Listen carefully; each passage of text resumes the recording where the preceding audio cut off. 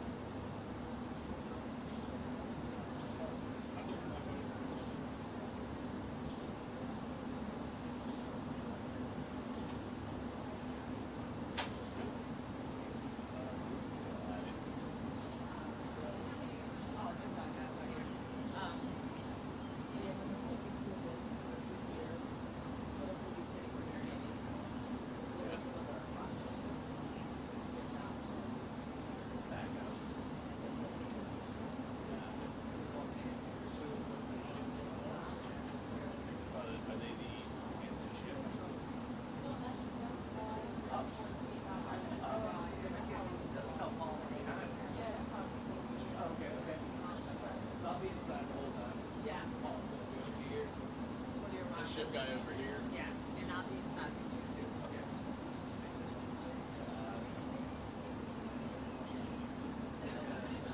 just because now we're going to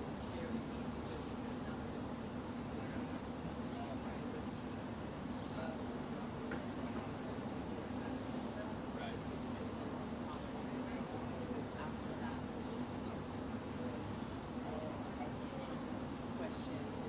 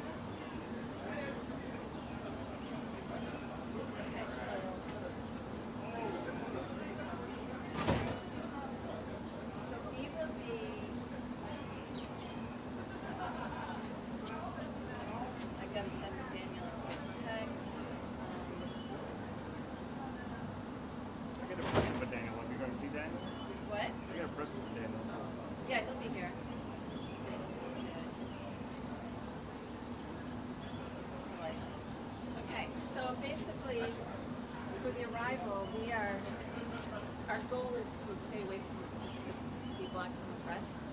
So I can like this, and you can be right there. Okay. That's I don't think I'm going to be away from the press a little bit. Yeah. It's very tight, Okay. but it might be Daniel here, but, Okay. but otherwise it would be me. All right. It's this one. It's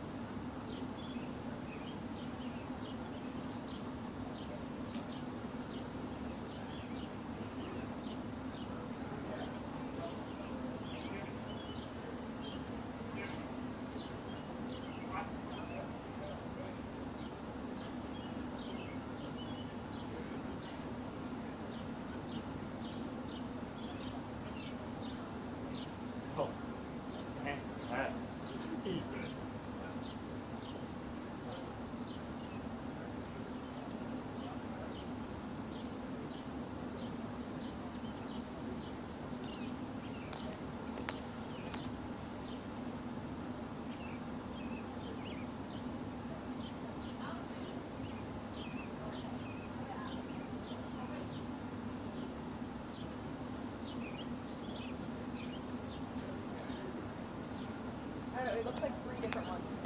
I'm gonna go ask. They trace back to there. Oh, yeah.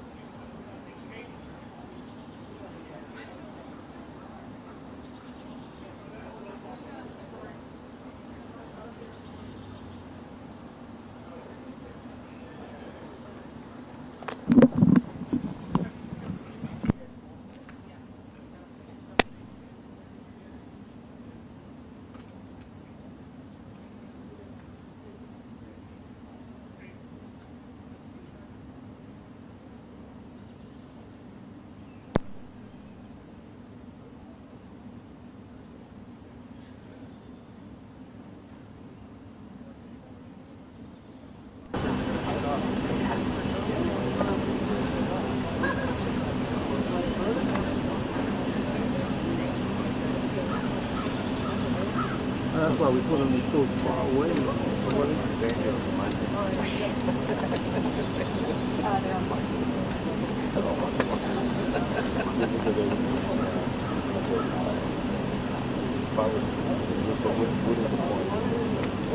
We're just gonna pull it back a little bit.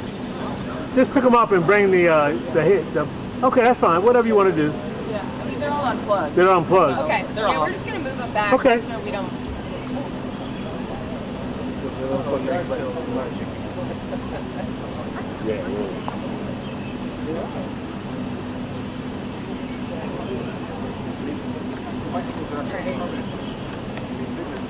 don't know whose is whose. This is mine.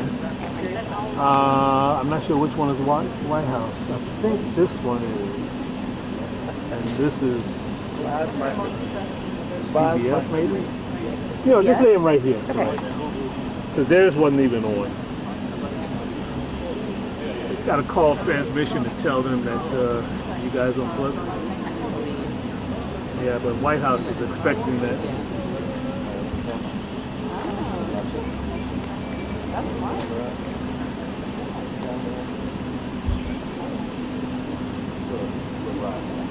Yeah. Oh, you good. Is the gate open?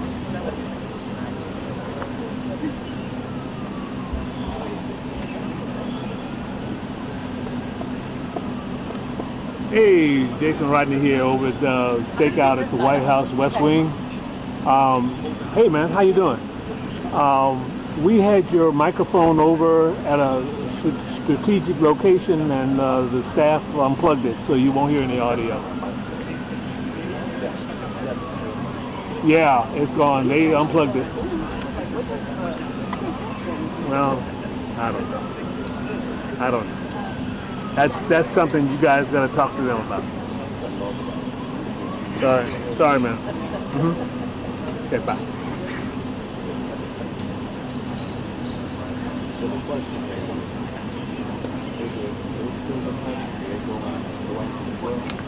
Do what now? Is it still the country they're going to the White House? Do they go on? You think all of them go? Could be. All of them go. No. If they don't go in, you know what I'm saying? Then you have to see. There's ways to do stuff. One, within the rules, you still do it.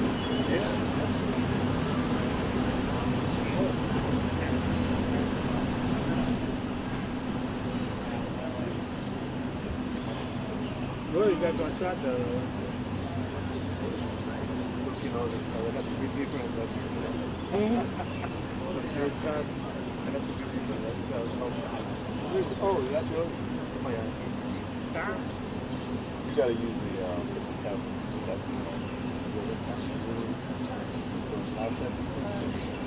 Is that Pong? You playing Pong right now? Playing Pong? Yeah. That's not true. My mom made sure I knew. You're right about that one. I played it.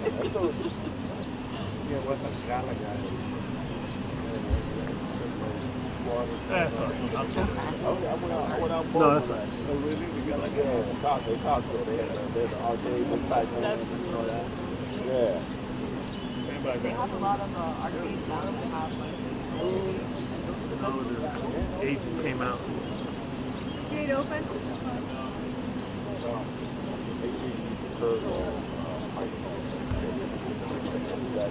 The column, yeah. The curve also.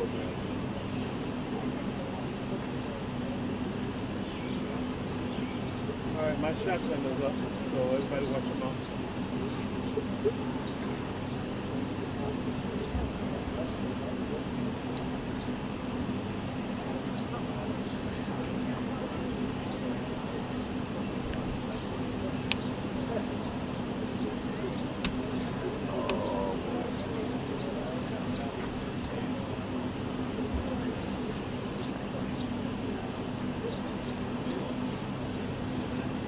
looking for your cable? Looking for our microphone. The microphone's right here. Uh-huh. They unplugged it. So there's no mics. You can put I wasn't. We had it under the bush over there, and they came and undid it. We're gonna have one. Yeah. Do what you need to do, sir. I don't know which one's ours. I'm guessing it's this cord. I think. Oh. Shit.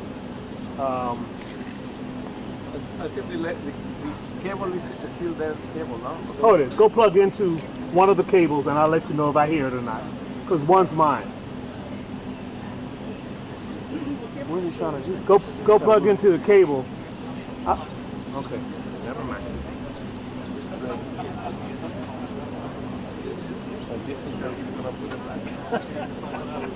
You gonna put it back?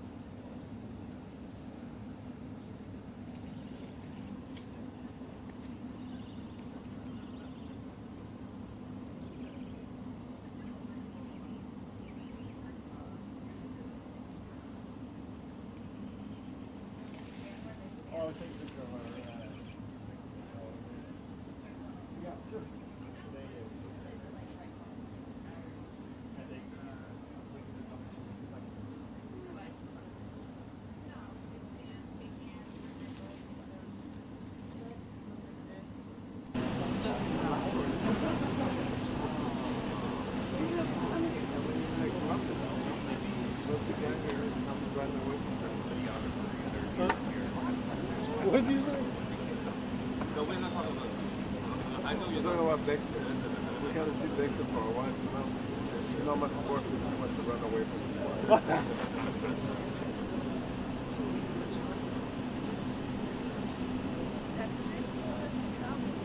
It likes to do this at rivals. I don't know what it is. Yeah, it likes to supervise.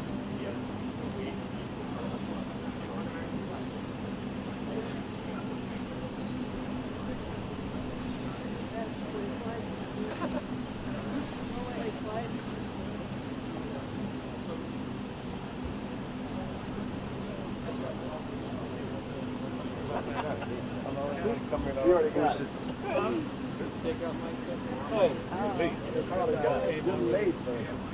They picked it up and took it back over. Don't go back to there.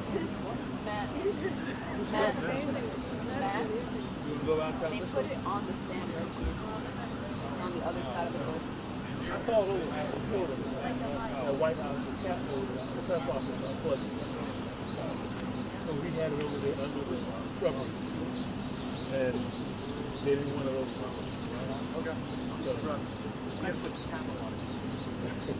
Well, apparently there were a couple of ants that were getting arguing. They couldn't have that.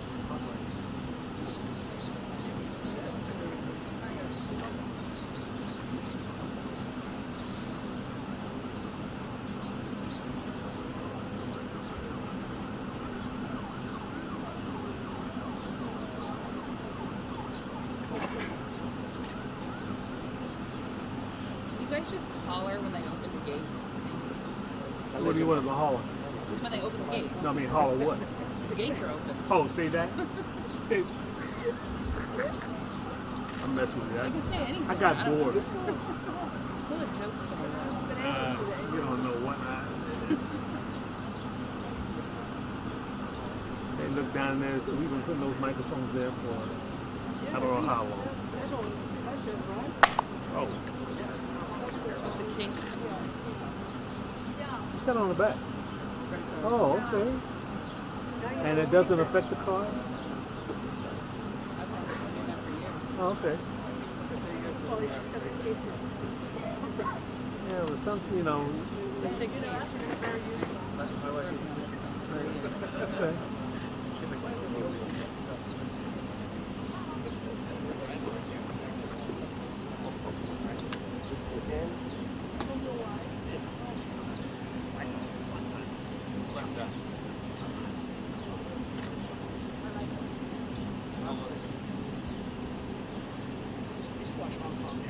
vacation home. Look at that. I don't know if that's like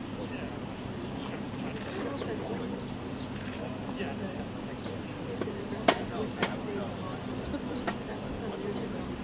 This might be a new generation.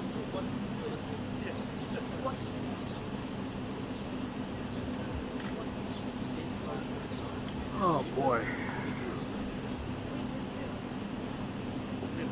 Second round.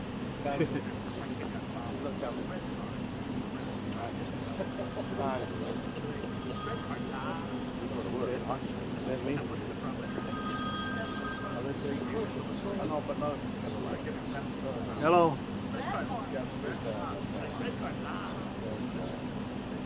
Hello.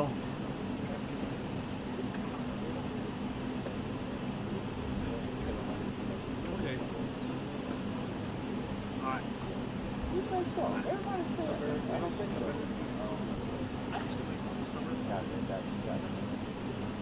That's a goal. That's a goal.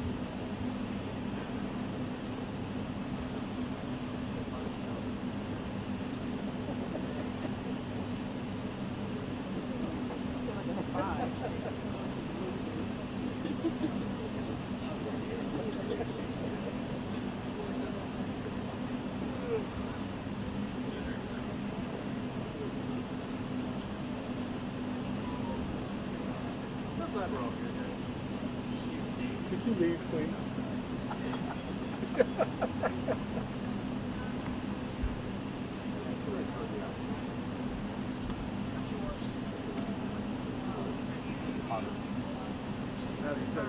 I'll go down to all once.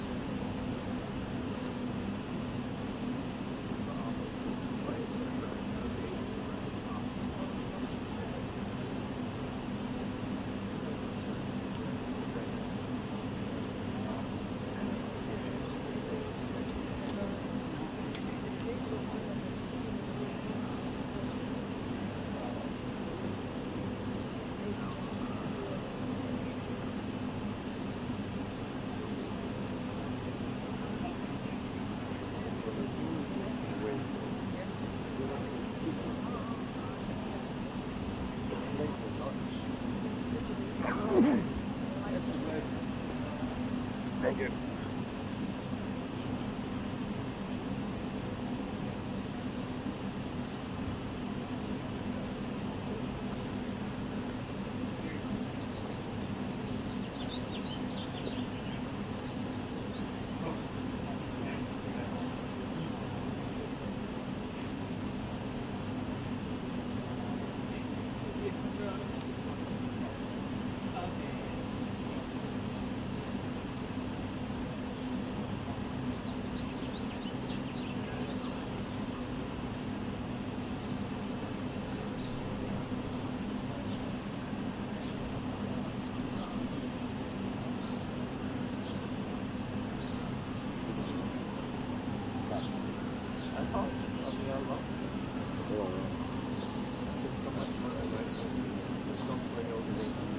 Oh yeah?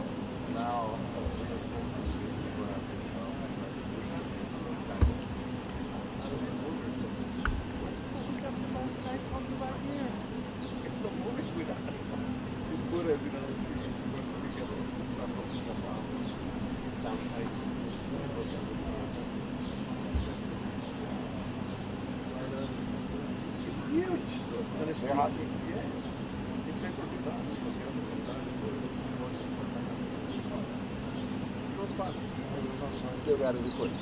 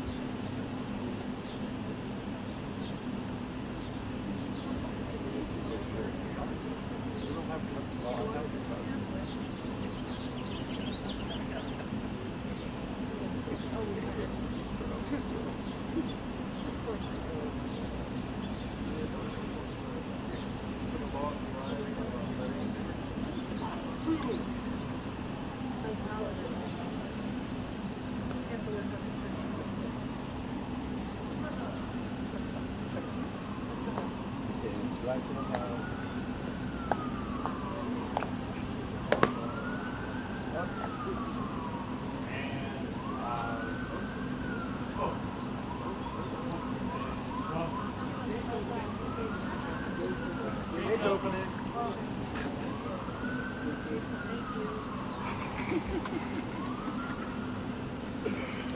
Oh boy.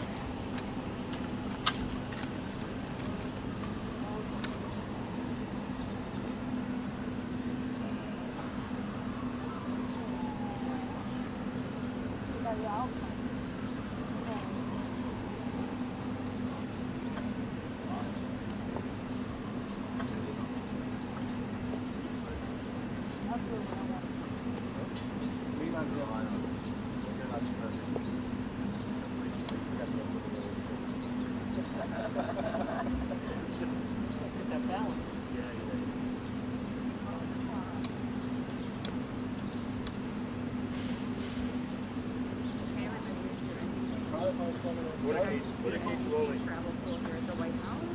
We are straightening the driveway. The arrival of Mr. Carney in Canada. We just got a 2-minute warning to his arrival. The gates are now open. 2-minute warning to Carney's arrival. We are live on pool 5.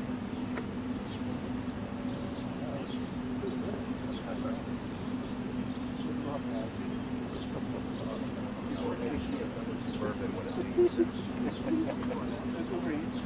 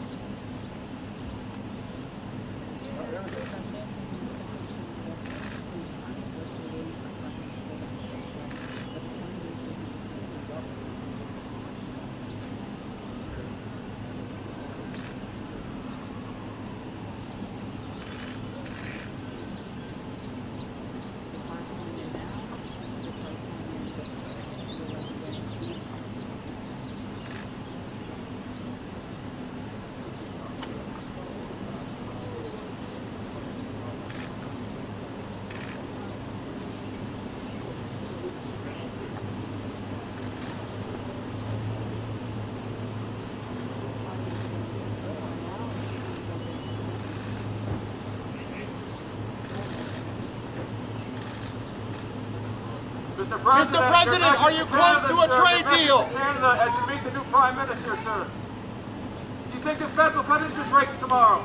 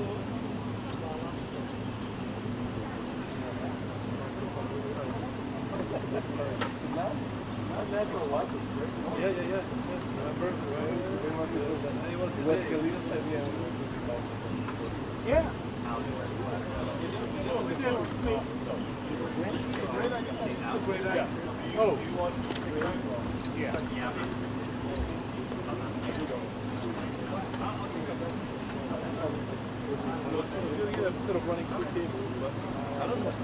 Sort of they they're on top, so they must have hurt something. They hurt something. Where do you want me to put it?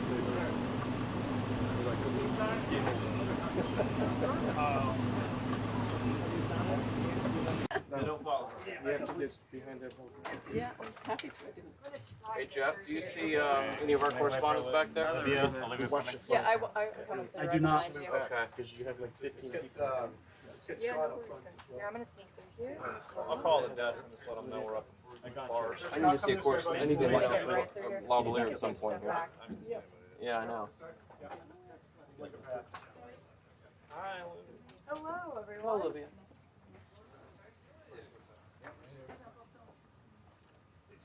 Yeah. Hey, Joe.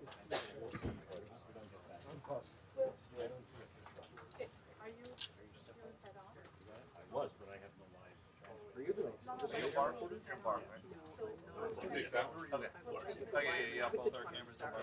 And Gotcha. yeah, okay. When we get outside, y'all will put a picture up. Okay, thanks. Yo, We got Gabe here. pass it back. Is it on? You guys. Yeah, Transmitting? We're good, Rudy. See it. What's up? Awesome. Thank you. Thank you, Pope. You got it.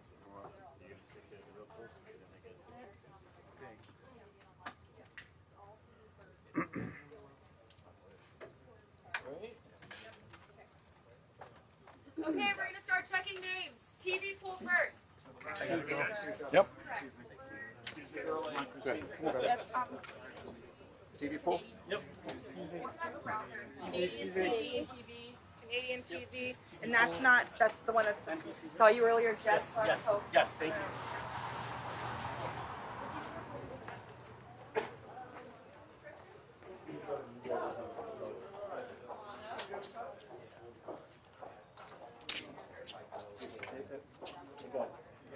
You have to back up. I need my space.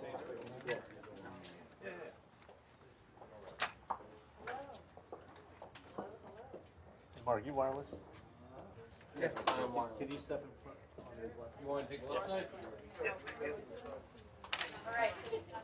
Still, so go ahead. Are you head on? Who's your head on? No, I'm your head on. Okay. I'm gonna go just to your left, and he's gonna go all the way. I don't know what we're doing. Yeah.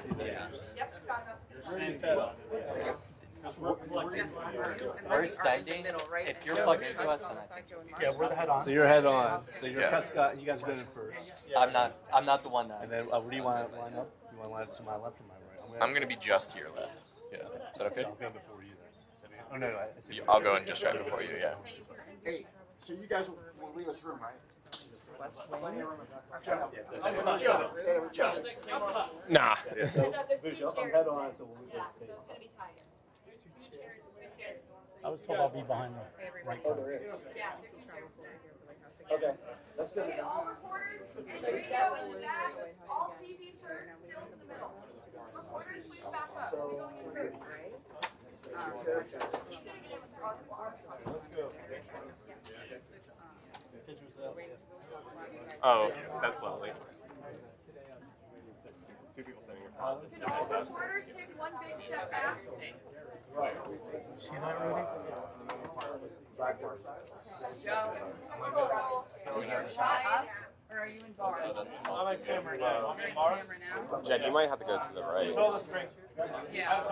They're saying they're not seeing it on tour. Could be a 20 What? second. Yeah, I did. You guys actually take another big step back. Okay. Start with the back. Everyone take a step back. You should see our shots on School Street and tour. Let me know if you guys are not. All TV going in first. Olivia, great. Can you tell them all TV going in first? Yes. Okay. All right, we're good. Okay, we need a video guy to move up. Thanks. We're good. We're good. So, Joe, you have a picture up there? If stills can take a little bit of a step back.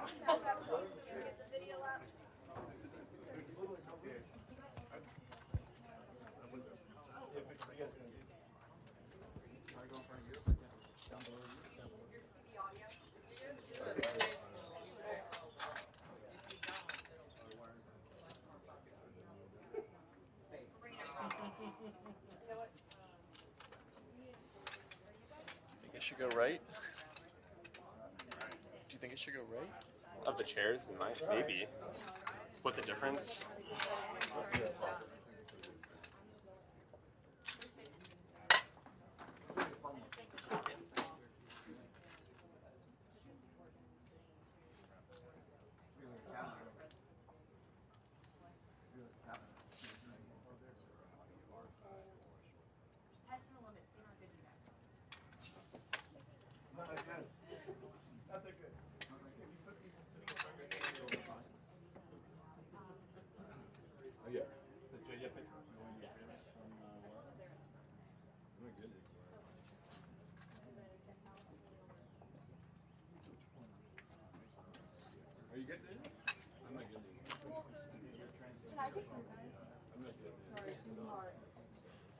I had to shove Yeah. Hi. Chairs are going to be a real Are you, because you're going to try to go right in the middle. Yes. So if you go first, you go to my left. I mean, I'll kind of. Yeah. Really? I'm just trying to decide if I should go right. We're going to have our Check, check, check, check. 1, 2, 3, 4.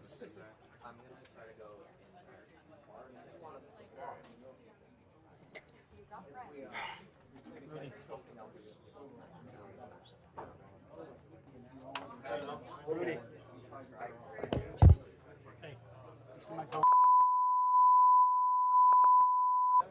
Check, check, check. 1, 2, 3. Okay, good.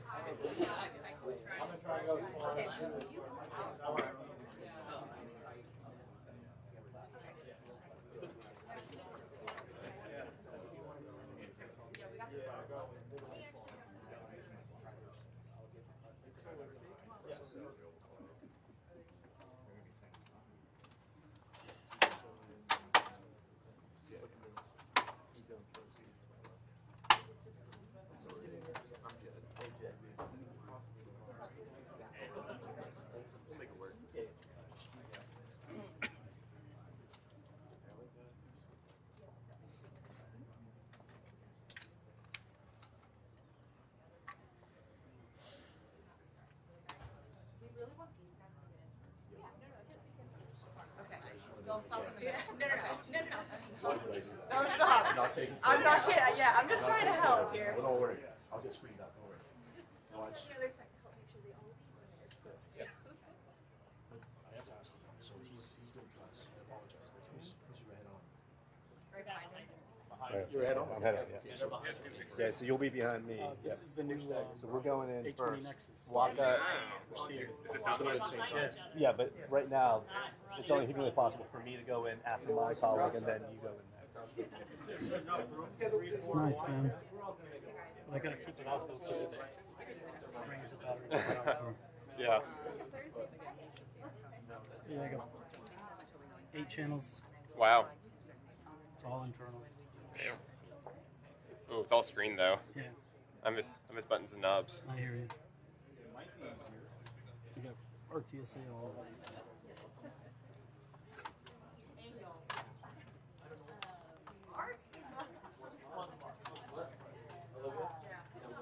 I know. You said it was.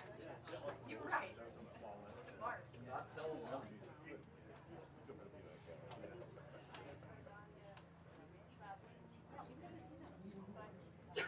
Maybe there's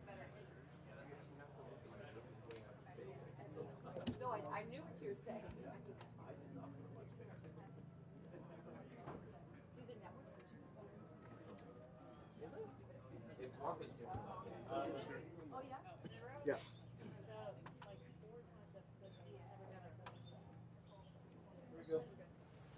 Okay, slow.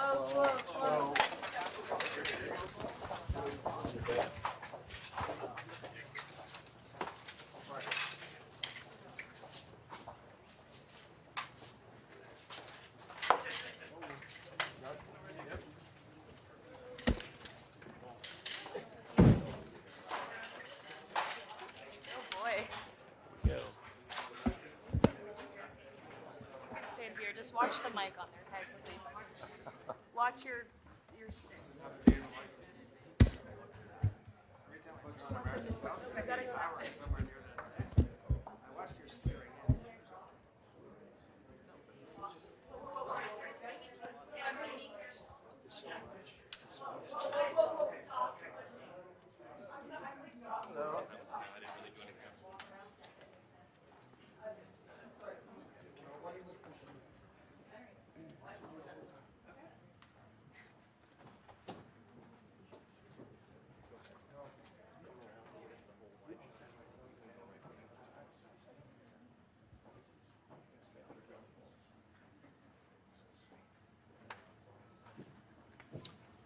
Thank you very much, everybody. It's a great honor to have Prime Minister Mark Carney with us. As you know, just a few days ago, he won a very big election in Canada. And I think I was probably the greatest thing that happened to him, but I can't take full credit. His party was losing by a lot, and he ended up winning. So I really want to congratulate him. It was probably one of the greatest comebacks in the history of politics, maybe even greater than mine. You know. But I want to just congratulate you. That was a great election, actually. We were watching it with interest, and I think Canada chose a very talented person, a very good person, because we spoke before the election quite a few times. And it's an honor to have you at the White House and the Oval Office. And you see the new and improved Oval Office as it becomes more and more beautiful with love. You know, we handle it with great love and 24-karat gold. That always helps, too. Right? But it's been a lot of fun. We're going over some of the beautiful pictures that were stored in the vaults that were for many, many years, in some cases over 100 years. They were stored in vaults of the great presidents, or almost great presidents, all having a reason for being up, every one of them. So it's very interesting. But I just want to congratulate you, and ran a really great race. I watched the debate. I thought you were excellent. And I think we have a lot of things in common. We have some tough points to go over, and that'll be fine. We're going to also be discussing Ukraine, Russia, the war, because Mark wants it ended as quickly as I do. I think it has to end. We had some very good news last night. The Houthis have announced that they are not, or they've announced to us at least, that they don't want to fight anymore. They just don't want to fight. And we will honor that, and we will stop the bombings, and they have capitulated, but more importantly, we will take their word. They say they will not be blowing up ships anymore, and that's what the purpose of what we were doing. So that's just news. We just found out about that. So I think that's very, very positive. They were knocking out a lot of ships going, as you know, sailing beautifully down the various seas. It wasn't just a canal, it was a lot of other places. And I will accept their word, and we are going to stop the bombing of the Houthis, effective immediately. And Marco, you'll let everybody know that, okay? Do you have something to say about that, by the way? It's a pretty big announcement. Yeah, this was always a freedom of navigation mission. These are, a band of individuals with advanced weaponry that were threatening global shipping, and the job was to get that to stop. And if it's going to stop, then we can stop. And I think it's an important development. And we'll have maybe before, we're going to, as you know, the Middle East, Saudi Arabia. We're going to UAE and Qatar. And that'll be, I guess, Monday night. Some of you are coming with us. I think before then, we're going to have a very, very big announcement to make, like as big as it gets. And I won't tell you on what, but it's going to, and it's very positive. I'd tell you if it was negative or positive. I can't keep that out. It is really, really positive. And that announcement will be made either Thursday or Friday or Monday before we leave. But it'll be one of the most important announcements that have been made in many years about a certain subject, very important subject. So you'll all be here. Mark, would you like to say a few words? Well, thank you, Mr. President. I'm on the edge of my seat, actually, for the big announcement. But thank you for your hospitality and above all, for your leadership. You're a transformational president, focus on the economy with a relentless focus on the American worker, securing your borders, ending the scourge of fentanyl and other opioids, and securing the world. And I've been elected with my colleagues here, with the help of my colleagues here. I'm going to spread the credit to transform Canada with a similar focus on the economy, securing our borders, again on fentanyl, much greater focus on defense and security, securing the Arctic and developing the Arctic. And the history of Canada and the U.S. is we're stronger when we work together, and there's many opportunities to work together. And I look forward to addressing some of those issues that we have, but also finding those areas of mutual cooperation so we can move forward. That's great. Very nice. Thank you very much. It's a very nice statement. Mr. President, Anybody? Is USMCA dead? No, it was actually very effective, and it's still very effective, but people have to follow it. So, that's been a problem. People haven't followed it. But it was a transitional step a little bit, and as you know, it terminates fairly shortly. It gets renegotiated very shortly. But I thought it was a very positive step from NAFTA. NAFTA was the worst trade deal in the history of our country, probably in the history of the world. And this was a transitional deal, and we'll see what happens. We're going to be starting to possibly renegotiate that if it's even necessary. I don't know that it's necessary anymore, but it served a very good purpose. And the biggest purpose it served is we got rid of NAFTA. NAFTA was a very unfair deal for the United States. Very, very terrible deal. It should have never been made. It was made many years ago, but it should have never been made. Canada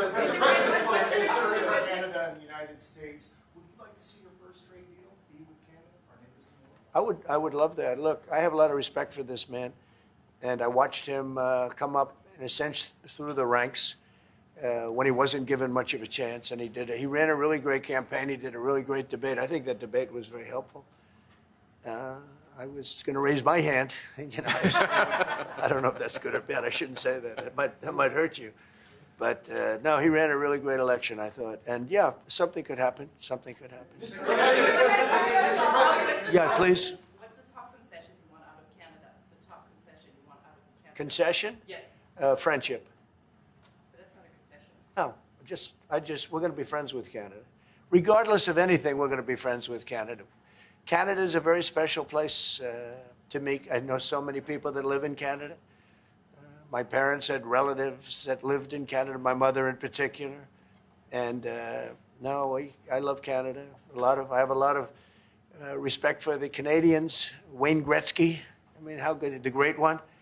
You happen to have a very, very good hockey player right here on the Capitals, who I have a lot of respect. He is a big, tough cookie, too. He just broke the record. And he's a great guy. And, we had the team here, and I got to know a lot of the players. But now Canada is a very special place. Yeah, please. Mr. President, Mr. Prime Minister, I'd like to get your response to this too. Mr. President, you have said that Canada should become the 51st state. Yeah. No. Well, I still believe that, but it takes two to tango, right? But no, I do. I believe it would be a massive tax cut for the Canadian citizens. You get free military, you get tremendous medical cares and other things. There would be a lot of advantages, but it would be a massive tax cut. And it's also a beautiful, as a real estate developer, I'm a real estate developer at heart. When you get rid of that artificially drawn line, somebody drew that line many years ago with like a ruler, just a straight line right across the top of the country. When you look at that beautiful formation when it's together, I'm a very artistic person, but when I looked at that beauty, I said, that's the way it was meant to be. But, you know, I do feel it's much better for Canada. But we're not going to be discussing that unless somebody wants to discuss it. I think that there are tremendous benefits to the Canadian citizens, tremendously lower taxes, free military, which honestly we give you essentially anyway because we're protecting Canada if you ever had a problem. But I think it would really be a wonderful marriage because it's two places that get along very well. They like each other a lot. Well, if I may, as you know from real estate, there are some places that are never for sale. That's true. We're sitting in one right now, you know, Buckingham Palace that you visited as well. That's true. And having met with the owners of Canada over the course of the campaign last several months, it's not for sale, won't be for sale ever. But the opportunity is in the partnership and what we can build together. And we have done that in the past. And part of that, as the President just said, is with respect to our own security. And my government is committed for a step change in our investment in Canadian security and our partnership, and I'll say this as well, that the President has revitalized international security, revitalized NATO, and us playing our full weight in NATO, and that will be part of it. And they have, I must say, Canada is stepping up the military participation because Mark knew, you know, they were low and now they're stepping it up, and that's a very important thing. But never say never. Never say never. What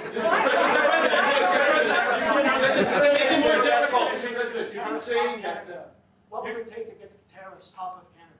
Well, we'll be talking about different things. Like, you know, we want to protect our automobile business, and so does Mark.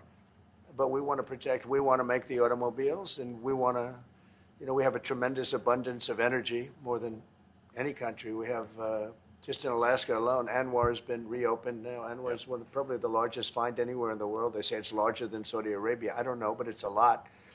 But we have tremendous amounts of energy. Other countries don't. We're both lucky in that way. They have energy. We have energy. We have more than we can ever use and more than we could ever sell, actually, and you have the same thing.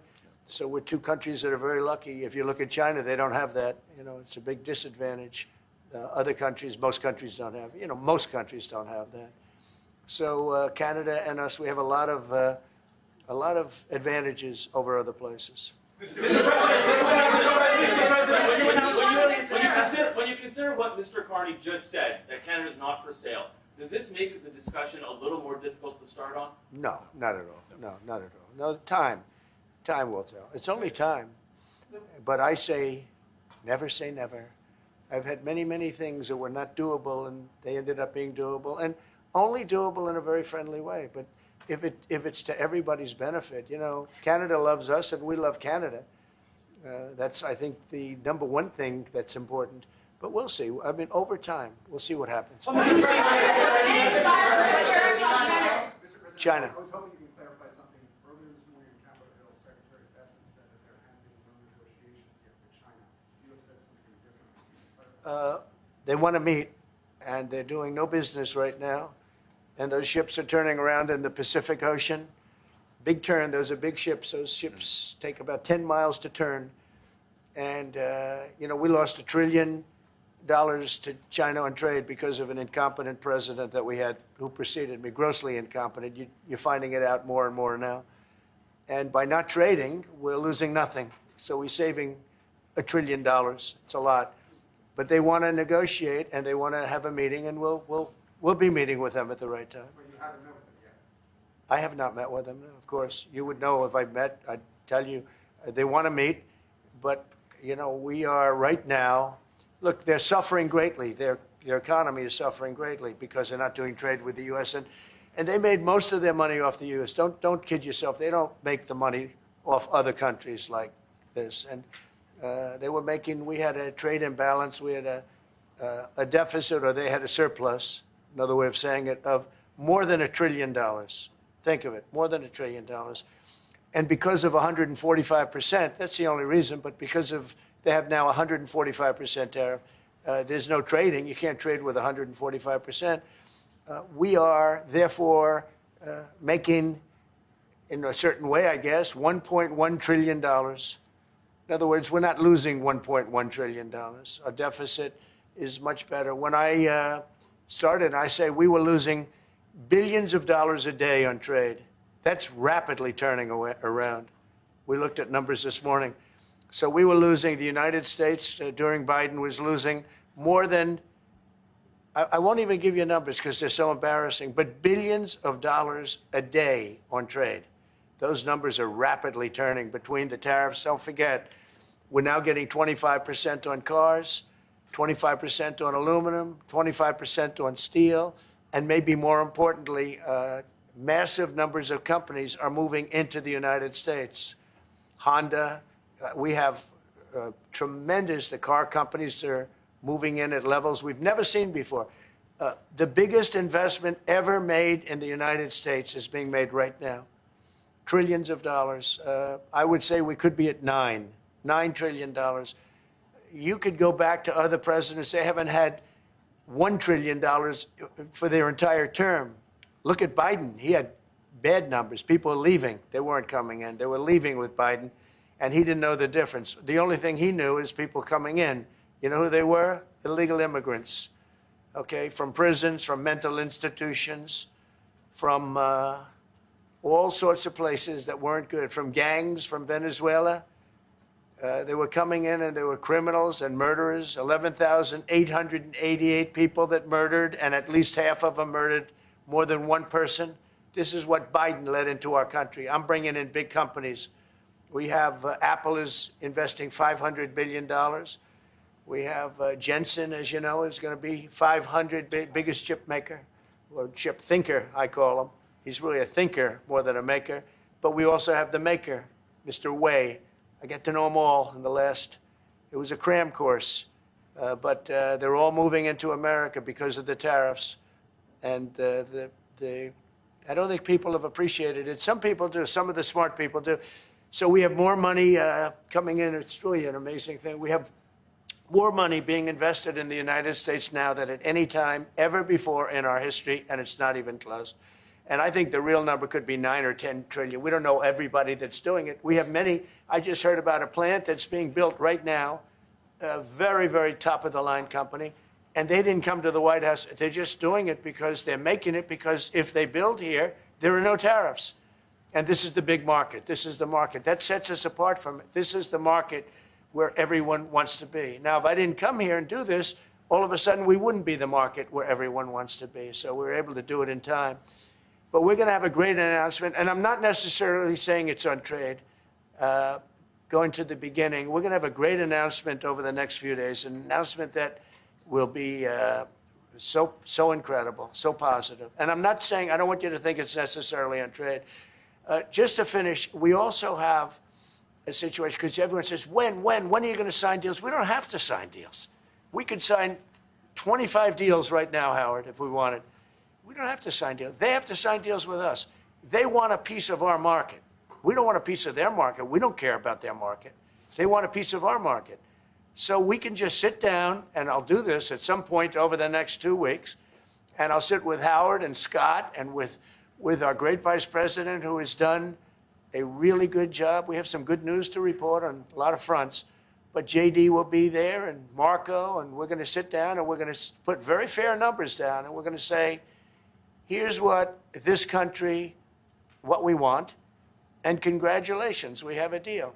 And they'll either say, great, and they'll start shopping, or they'll say, not good, we're not going to do it. I said, that's okay, you don't have to shop. Now, we may think, well, they have a right, you know, that maybe we were a little bit wrong, so we'll adjust it. And then you people will say, oh, it's so chaotic. No, we're flexible. But we'll sit down, and we'll, at some point, in some cases, we'll sign some deals. It's much less important than what I'm talking about. For the most part, we're just going to put down a number and say, this is what you're going to pay to shop. And it's going to be a very fair number. It'll be a low number. We're not looking to hurt countries. We want to help countries. We want to be friendly with countries. But you keep writing about deals. When are we going to sign? When? It's very simple. We're going to say, in some cases, we want you to open up your country. In some cases, we want you to drop your tariffs. I mean, India, as an example, has one of the highest tariffs in the world. We're not going to put up with that. And they've agreed already to drop it. They'll drop it to nothing. They've already agreed. They would have never done that for anybody else but me. So we're going to put down some numbers, and we're going to say our country is open for business, and they're going to come in, and they're going to pay for the privilege of being able to shop in the United States of America. It's very simple. It's very simple. So I wish they'd keep, stop asking, how many deals are you signing this week? Because one day we'll come and we'll give you 100 deals. And they don't have to sign. All they have to do is say, oh, we'll start sending our ships right now to pick up whatever we want or to bring whatever we want. It's very, very simple. And I think my people haven't made it clear. We will sign some deals, but much bigger than that is we're going to put down the price that people are going to have to pay to shop in the United States. Think of us as a super luxury store, a store that has the goods. You're going to come and you're going to pay a price, and we're going to give you a very good price. We're going to make very good deals. And in some cases, we'll adjust. But that's where it is. And we've been ripped off by everybody for 50 years, and we're just not going to do that anymore. We can't do that. And we can't let any country do that to us. We're just not going to do it anymore. Can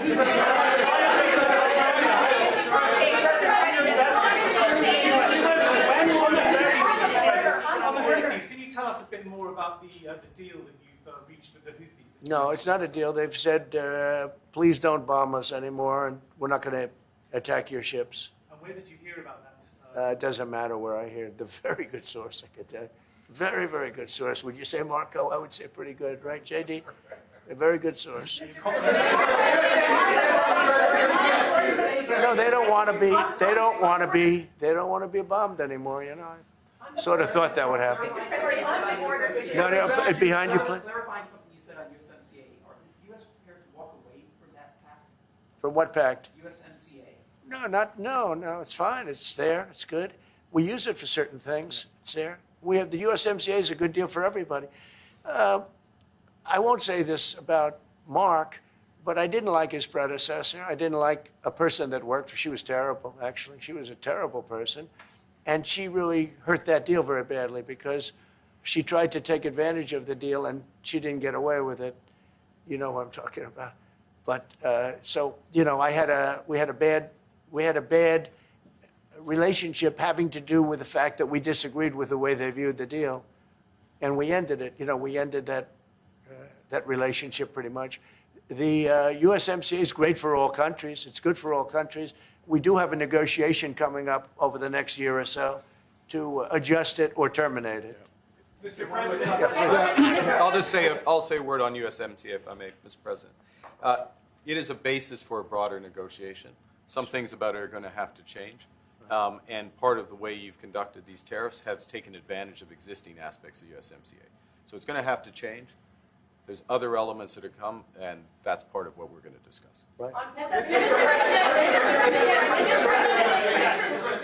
During the campaign, Prime Minister Carney talked about the American betrayal. How do you react if Canada decided not to shop in the American store as much as before and decided to partner with other countries? Well, we don't do much business with Canada from our standpoint. They do a lot of business with us. We're at like 4%.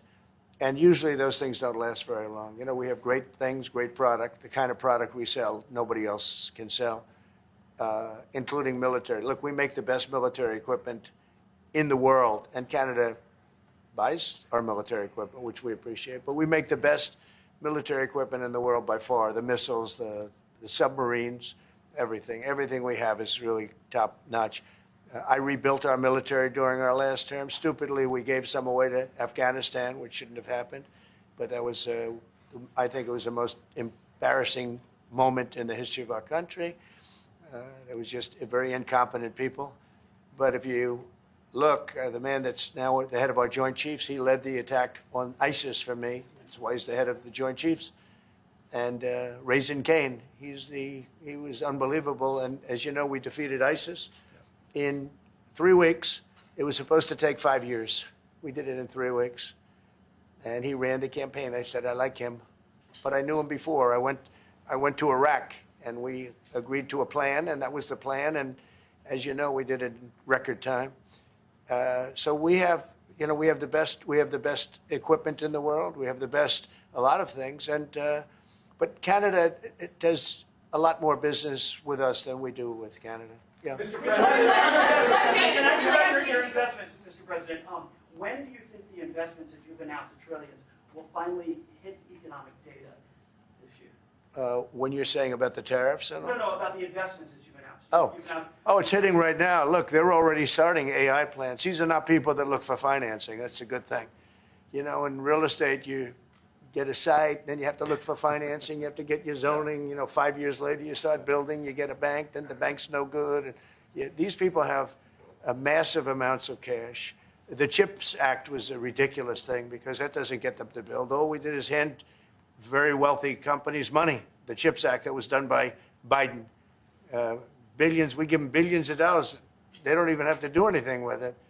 And then if you weren't, if you didn't have, and I don't want to be a wise guy, but if you didn't go with the DEI, if you didn't go with all of the different things, woke, if you weren't woke, you couldn't even use the money. You had to have a certain percentage of this and that and that and that. It's impossible to have. The companies actually complained to me. They said they gave me all this money, but nobody can get these people to do anything. I mean, look, President Obama, and if he wanted help, I'd give him help because I'm a really good builder and I build on time, on budget. He's building his library in Chicago. It's a disaster. And he said something to the effect, I only want DEI, I only want woke. He wants woke people to build it. Well, he got woke people, and they have massive cost overruns. The job is stopped. I don't know. It's a disaster. And I don't like that happening because I think it's bad for the presidency that a thing like that should happen. He's got a library that's a disaster. And he wanted to be very politically correct, and he didn't use good, hard, tough, mean construction workers that I love, Marco. I love those construction workers. But he didn't want construction workers. He wanted people that like never did it before. And he's got a disaster in his hands, like millions of dollars, many millions of dollars over budget. And I would love to help him with it, or somebody else. I could recommend professionals, but it was not built in a professional manner. By the way, nor was in California a little train going from San Francisco to Los Angeles that's being run by Gavin Newsom, the governor of California. Did you ever hear of Gavin Newsom? He has got, that train is the worst cost overrun I've ever seen. It's like totally out of control. So then they said, all right, we won't go into San Francisco. We'll stop 25 miles short. And we won't go into Los Angeles. We'll stop 25 miles short. It's hundreds of billions of dollars for this stupid project that should have never been built. And then they realized that it would have been a lot less costly if we just gave limousine service back and forth and gave it free. They would have saved hundreds of billions of dollars.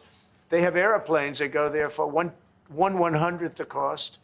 And they have cars. They have a thing called the highway that goes back and forth that's not fully utilized. And they got involved with this project. And Gavin, you know, I always liked Gavin. I had a good relationship with him. I just got him a lot of water. You know, I sent in people to open up that water because he refused to do it. And we just got him a lot of water. If they would have had that water, and if they would have done what I said to do, they wouldn't have had the fires in Los Angeles. Those fires would have been put out very quickly. But if you think about it, and you got to take a look at this, it's the worst cost overrun I've ever seen. I've watched a lot of stupid people build a lot of stupid things, but that's the worst cost overrun I've ever seen, what's happening between San Francisco and Los Angeles. And you ought to ask about that because this government is not going to pay. I told our very great new Secretary of Transportation, he's doing a good job, Sean Duffy, I said, we're not going to pay for that thing. They are just, it's out of control.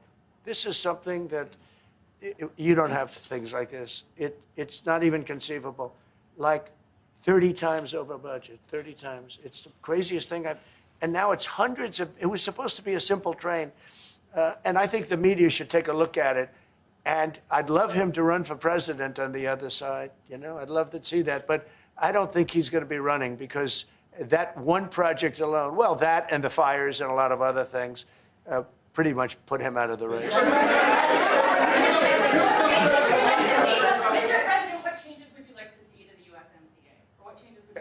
we're going to work on some subtle changes, maybe. I don't even know if we're going to be dealing with USMCA. We're dealing more with concepts right now. Look, right now, we're doing trade. We have trade. They're paying a tariff on cars and steel and aluminum. And I think we have a baseline of 10% or something like that for the tariffs. But we're getting along very well. Right now, going no further, but we have an agreement. We did something with even parts. You want to discuss that, Howard, with respect to Canada, which helps Canada out?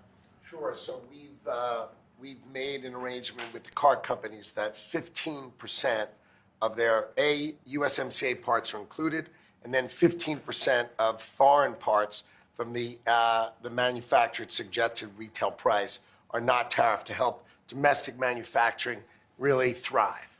So it gave them a chance to be able to build their car parts factories if they're going to. A lot of these companies already have factories, and what they have to do is just fill them out. But they're able to build them in the United States, so we gave them a pretty substantial period of time. Just to clarify, Mr. President, is there anything the Prime Minister can say to you today to change your mind on tariffing Canada? Tariffing cars? Tariffing Canada. Is there anything he could say to you in the course of your meetings with him today that would get you to lift tariffs on Canada? No. Why not? Just the way it is. What's your first state? Yeah. If Canadians don't want it, would you respect that? Sure, I would. But this is not necessarily a one-day deal. This is over a period of time they have to make that decision. Yes, go ahead. Yeah, if I may. Well, respectfully, Canadians' view on this is not going to change on the 51st state. Secondly, we are the largest client of the United States in the totality of all the goods. So we are the largest client of the United States. We have a tremendous auto sector between the two of us, and the changes that made have been helpful. 50% of a car that comes from Canada is American. That's not like anywhere else in the world. And to your question about is there one thing? No, this is a bigger discussion. There are much bigger forces involved, and this will take some time and some discussions, and that's why we're here, to have those discussions, and that is represented by who's sitting around the table. See, the conflict is, and this is very friendly. We're not. This is not going to be like we had another little blow up with somebody else. That was a much different. This is a very friendly conversation, but we want to make our own cars. We don't really want cars from Canada, and we put tariffs on cars from Canada, and at a certain point, it won't make economic sense for Canada to build those cars. And we don't want steel from Canada because we're making our own steel, and we're having massive steel plants being built right now as we speak. We really don't want Canadian steel, and we don't want Canadian aluminum and various other things because we want to be able to do it ourselves. And we, because of past thinking of people, we have a tremendous deficit with Canada. In other words, they have a surplus with us. And there's no reason for us to be subsidizing Canada. Canada's a place that will have to be able to take care of itself economically. I assume they can. I will tell you that Trudeau, when I spoke to him, I used to call him Governor Trudeau. I think that probably didn't help his election. But when I spoke to him, I said, so why are we taking your cars? Why are we taking we want to make them ourselves. I mean, I said, and if the price of your cars went up, or if we put a tariff on your cars of 25%, what would that mean to you? He said, that would mean the end of Canada. He actually said that to me. And I said, that's a strange answer, but I understand his answer. But no, I mean, it's hard to justify subsidizing Canada to the tune of maybe $200 billion a year. We protect Canada militarily, and we always will. We're going to, that's not a money thing. But we always will. But, it's not fair. But why are we subsidizing Canada $200 billion a year, or whatever the number might be? It's a very substantial number. And it's hard for the American taxpayer to say, gee whiz, we love doing that. Thank you very much. We're going to have a very substantial. Thank you. Thank you very much.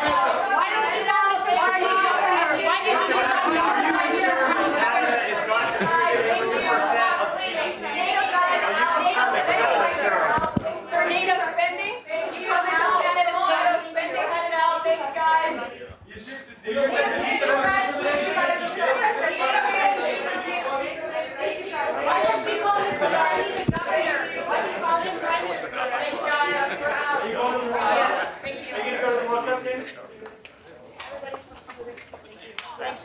going. I'm just waiting for my pen. Thank you. Sorry. Thanks, guys. Thank you. Thank you.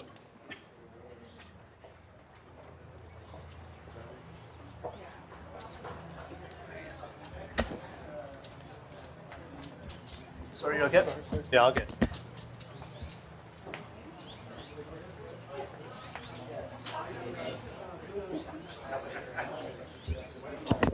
All right. I think that's right. Yeah.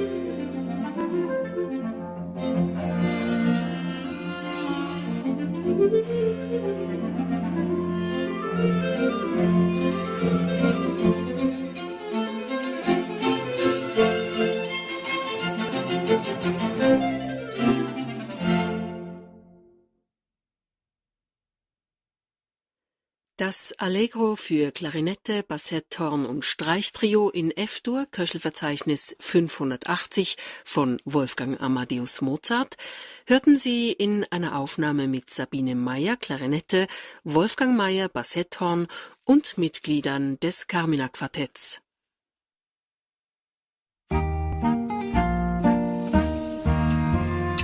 Radio Swiss Classic. Das Klassikradio der SRG SSR.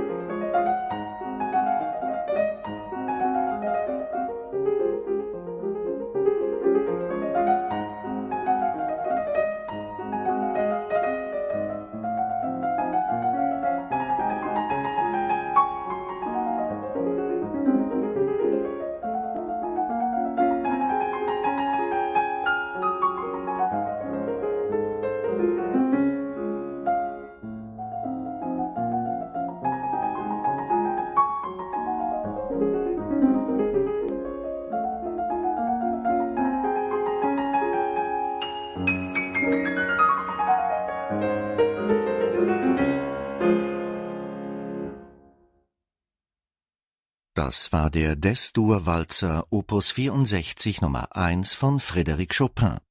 Gespielt wurde er von Claudio Arrau.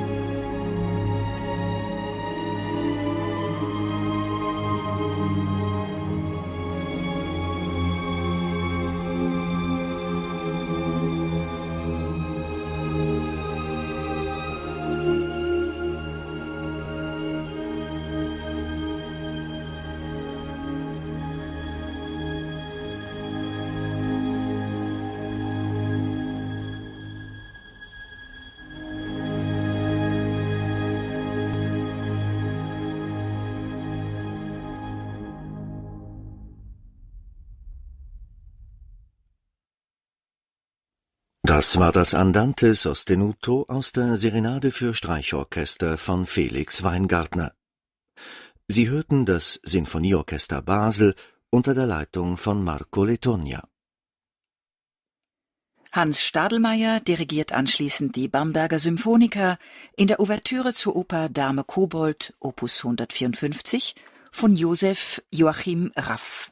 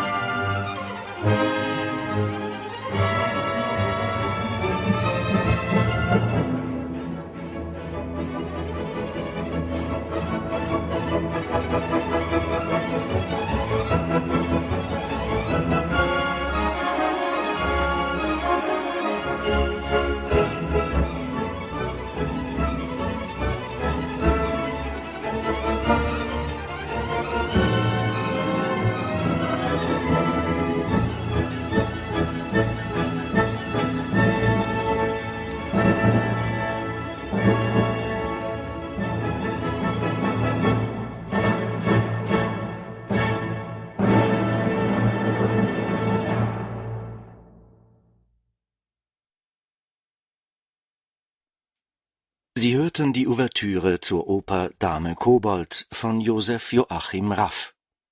Es spielten die Bamberger Symphoniker unter dem Dirigenten Hans Stadelmeier.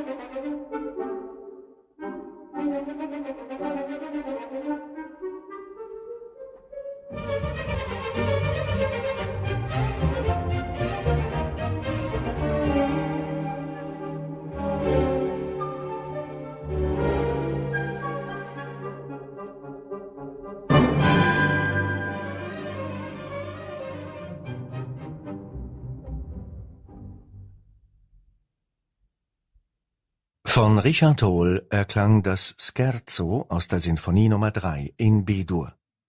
Es spielte das Residente Orchest unter der Leitung von Matthias Bammert.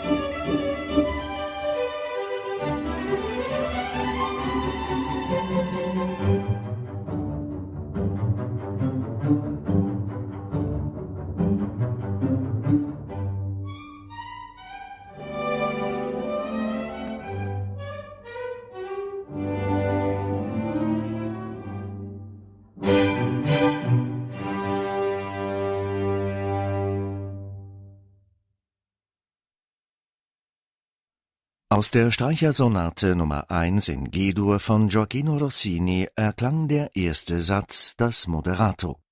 Ivan Fischer leitete das Budapest Festival Orchestra. Radio Swiss Classic.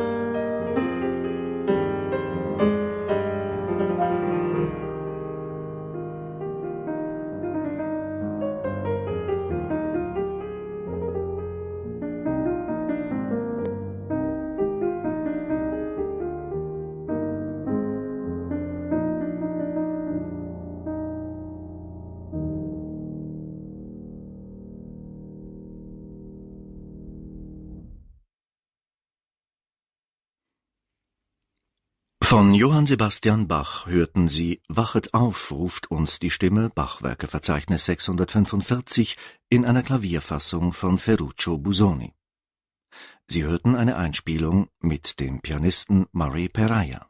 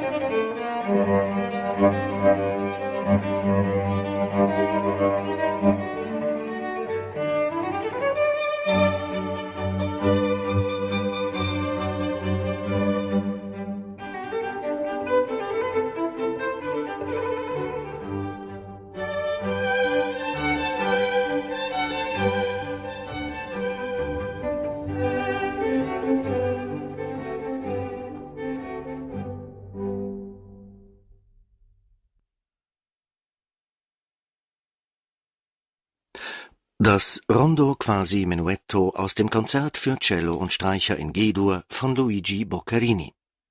Sie hörten eine Aufnahme mit der Deutschen Kammerakademie Neuss und dem Cellisten Johannes Goretzky.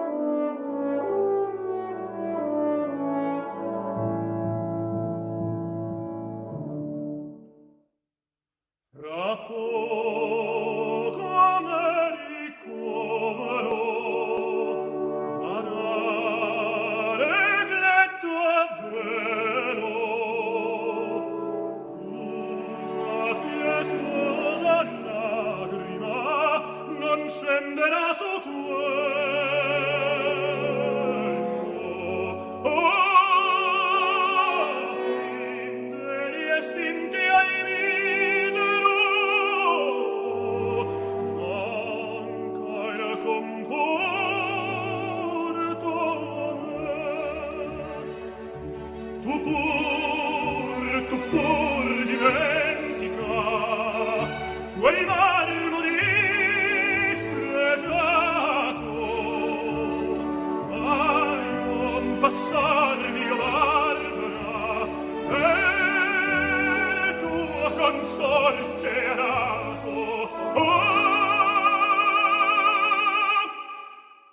Rispetto alle ceneri di chi moria per te, rispetto alle ceneri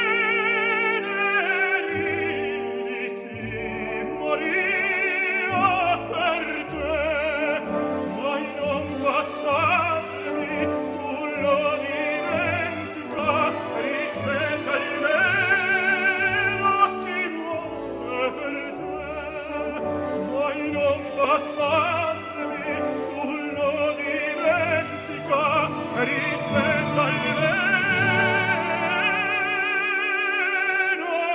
chi muore. Chi muore per te, oh Barbara.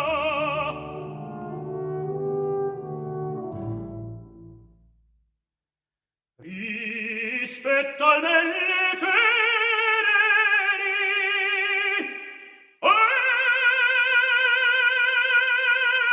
di chi moria, di chi moria, per te.